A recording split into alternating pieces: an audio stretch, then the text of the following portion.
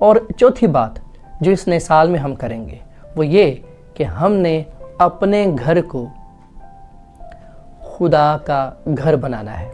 ہمارا گھر دعا کا گھر ہونا چاہیے. جب ہم ایسا کریں گے تو یقین جانیں خدا کے فرشتے ہمارے گھروں میں سکونت کریں گے.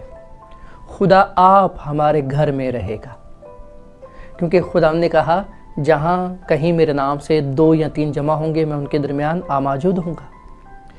جب ہمارے گھروں میں دعا ہوگی، خاندان جب اکٹھے مل کر دعا کرے گا تو یقین کریں ہمارا گھر خدا کا گھر کہلائے گا. ہم نے اپنے گھر کو خدا کا گھر بنانا ہے.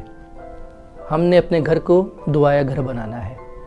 ہم سب دعا کرتے ہیں، اس میں کوئی شک نہیں، لیکن اکیلے دعا کرنا یہ کوئی بہت بڑی بات نہیں ہے. ہم نے خاندانی ورشپ، فیملی ورشپ، اس کو اپنی زندگی کا حصہ بنانا ہے.